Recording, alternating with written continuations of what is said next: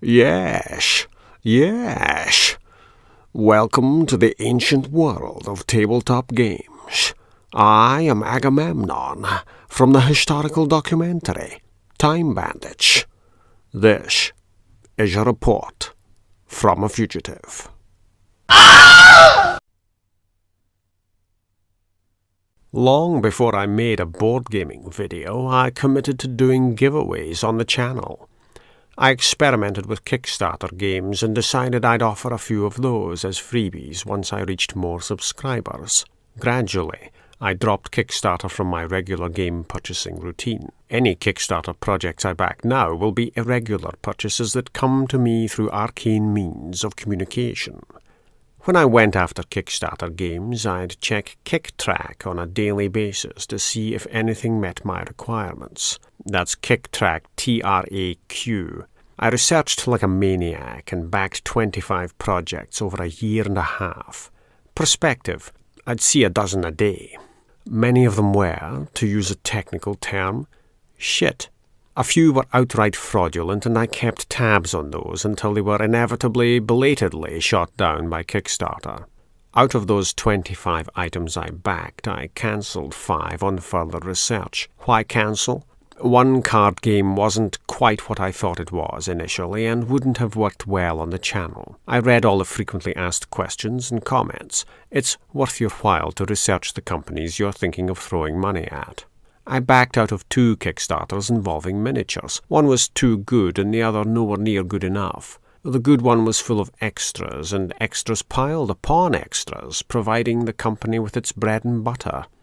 It snowballed into a price tag that cost money just to glance at, and that had to go. Could I justify the purchase? Not when you have to throw in paint and brushes to make those figures burst into life. It was about time spent in painting as much as it was about money spent on the barrelhead.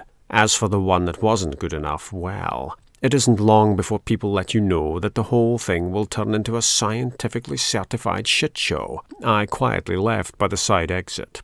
Looking at it today, I see it was wise to hit the eject button on that deal. Kickstarter is okay if you do your research. So do your research.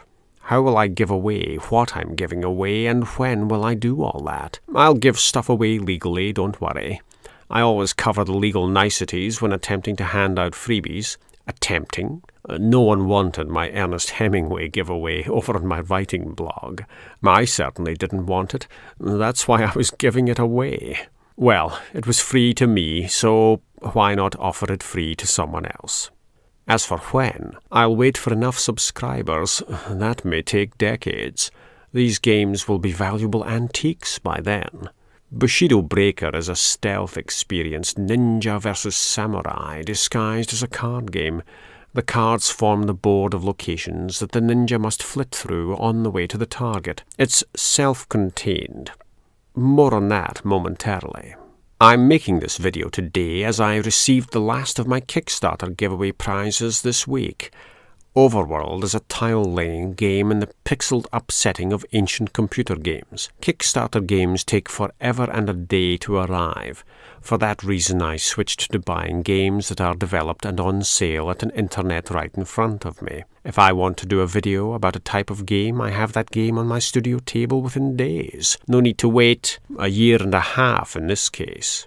Was it worth the wait? It's certainly worth the wait. I don't think I've picked up a heavier game box that size. The game comes with a 5th-player expansion that I'll eventually throw in for the winner, and that takes me back to the point about Bushido Breaker being a self-contained game. These games will take an age to appear on a giveaway video. That means there's more available for certain games long after initial publication. When I give 878 Vikings away, I'm throwing in the Board Gaming Database promotional material. BGG promo cards are included along with another Kickstarter. These 3D printed discs make stacking armies easier on the board under the game's leader figures. I think it's better to include that stuff as a giveaway. Makes the giveaway sparkle a little more to combat the dullness from the passage of time. My plan was to give stuff away at 1,000 subscribers. I don't think I can wait for my 1,000th subscriber to trigger that windfall. That's a long time. People expired playing games of Monopoly shorter than that. Clans of Caledonia is another example of a game that has material added to it, though I suspect I'll add more bits and pieces shortly. This is the original Kickstarter edition in its cardboard sleeve with the extra coins. You know it's the original copy as the back of the box has this salmon pink tinge to it, perhaps accidentally in keeping with the Heelan theme. This swag is from the BGG database shop. I added the bags, just a small addition. However, I'm in the mood to add more to the giveaway. As this is the original game, I'll have to buy in player board organizers that fit the player boards from that printing, while those extras are still available in that size. I've shown alone here, alone, but in the inevitable giveaway for this game, I'm throwing in the extra stuff that came with the Kickstarter, and that raises the point of adding more things. A few of the original pieces didn't make the funding goal for that Kickstarter, so those bits and pieces will come along later, still long before I hit 1,000 subscribers. I expect to add those new pieces to the giveaway. That most likely applies to Clans of Caledonia's impending expansion, now I pause to think on it. Rise of Tribes has this deluxe upgrade thrown in. There'll be another giveaway associated with this game for the Fierce Dice Tray by Dogmite Games. Beyond all that, I'll have to remind any winners that they should check out the Board Gaming database for the latest versions of the rules.